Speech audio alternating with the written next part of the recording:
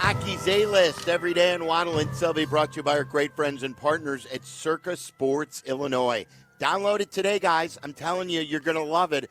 Compared to all the other apps out there, Circa Sports Illinois is the best. Bet like the pros with the world's largest sports book right at your fingertips. My guy Derek Stevens is the best. Sports betting the way it should be. Circa Sports Illinois. What you got, Tyler? All right, that Nick Madrigal out on the base paths moves the Cubs into sole possession of first place on outs on the base paths. That passes the Los Angeles Angels with 27 players thrown out on the paths so far this year. Now, Craig Counsell was supposed to be brought in to fix a lot of things with this baseball team, and I don't remember base running being an issue with this team last year. So I ask you guys, the base running issues has become a managerial issue. Perception's reality, Tyler. Look, I know, like, is it really on the manager? These guys should know. But look, when the Sox can't hit the cutoff man and a team doesn't do stuff well, it's a reflection on the manager. It's a reflection on the organization. The Cubs right now, I tweeted this out earlier, they can't pitch in relief, they can't hit the baseball, and they can't run the bases. That is a terrible recipe for success. Those are three things you cannot do. The only thing they do well right now is pitch to start a game. It's important, but those are three things that they do very, very poorly. And not running the bases correctly is, especially when you have very little room for error, is something that is going to expose you even more. When the metrics tell you that you are the worst team in baseball on the bases, then yes, the manager has the information in front of him that there is a problem that needs to be fixed. So yes, it is absolutely, you can put this on the manager in the sense that anything else, if they're striking out too much, you say, all right, we need some more, job pregame and batting practice. You got to go work with the hitting coach more. Yes, it's on the manager because it is something that he should address. You could see it. The numbers are there. It doesn't take anyone sitting in the stands to know it. He has to know it. He has to address it. They told us, Tyler, that this was going to make a difference, right? They said to us that he is the best in the business. And again, in 5 years from now, I hope we look back and say, Craig Counsell, over the long period of time, proved that out. But as of now, it just all looks bad. And it looks bad for a variety of different reasons. But I don't think it is unfair to circle everything at this point. All right, Nick Madrigal was the one that was thrown out. Now, it was not his fault. It was, if you watch the play, it is 110% Willie Harris's fault for making the send of Nick Madrigal. However, if anyone's watched Nick Madrigal on the base paths, he is maybe the slowest runner that I've ever seen play the game of baseball. And then he's not the slowest runner. I'm not for lying, someone small like that, you expect him to be way faster than he is. Exactly. You'd think that would be a strength of theirs. I'm not lying, Sylvie. I think I would rather have certain bullpen pitchers on the base paths than him. He could be Paul Konerko in a race. Could he? Jody Davis was very, very slow on the Cubs. Like, there are some, like, I once said I believe Rick Russell was slow. Like, I believe that when I had good speed, like in my 30s, like at 40 when I was still running, I believed that I could beat Paul Konerko in a race when Paul Konerko was in his prime. He was that slow. Carmen and I used to debate that all the time.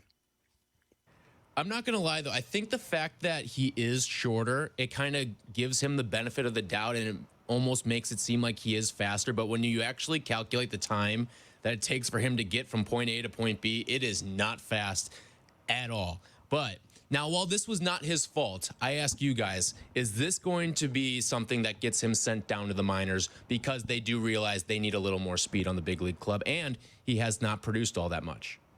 Well, yeah, but now I'm starting to think about his short legs. Hang on a second. Like, shouldn't he be faster? he Shouldn't he be faster? Smaller strides, though. Right? I mean, a little guy should be faster, I right? really- It used to be like people used to say longer legs, bigger strides, but yeah, like a little guy is supposed to be She pesky should be. and also here I will say this: his hamstrings are torn to shreds. oh yeah, that's Right? another, Did he? He yeah. first blew out his hamstring with the White Sox, and he continues to pull his hamstring like multiple times during the year. And I blame the White Sox for all of this because this all stems back to the White Sox. I like how young Tyler is like a radio vet here. For context, Nick Madrigal's sprint speed is 58th percentile. So even though he seems slow, he is not as slow as he He's not actually the slow. seems. Yeah, No, yeah. but when you if you watch him go first to third, sure, like his sprint speed looks fine going to first base, but watch him go first to third. He runs out of gas. There is nobody who gets thrown out by a half step more than Nick Madrigal.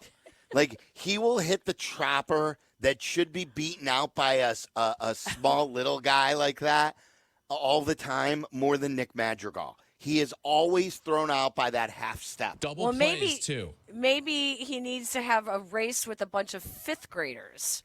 I mean, someone who's more his size.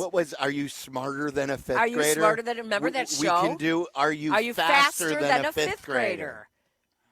Right? You know they have the kids run the bases after certain games. Again, I think Nick Madrigal's the easy punching bag. It's Willie Harris here.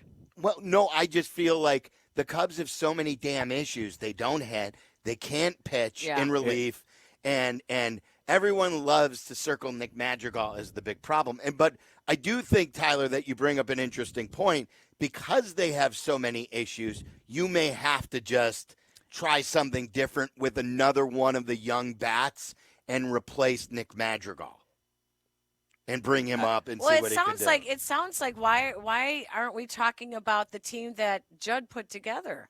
Well, yeah, that's another thing. And I mean, there's too many issues going on with this team. I love the idea of Drew Smiley buying Nick Madrigal dinner tonight because he's Yeah. evading some what of did the he? actual How many did he allow today? two earned runs. Yeah, 2-run homer. Like, Or no, a solo and then another run, I think. yeah, Drew Smiley stinks too. He replaces it. So Quas goes back down, and then they activate Smiley, and Smiley stinks just like Quas.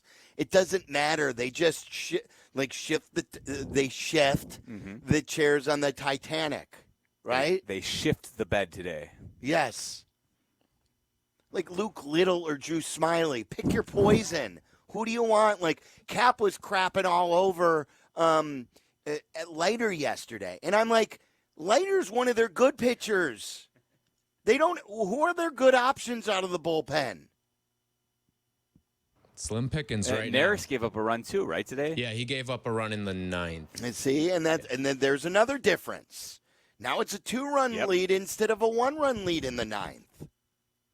It all stinks. It all sucks right now. Every one of them.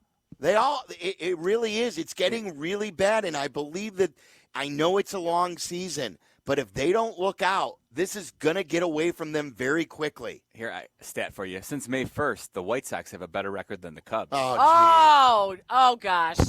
Oh, he just took off his headset. That you really hurt Sylvia. And they just lost 7 in a row. Think about that. I know they were hot before that. They won, 8 out of 11? But the Sox just lost 7 in a row at home, and the Sox are in the middle of a better stretch than the Cubs. Think how bad that is. 9-18 since May 1st for the Cubs.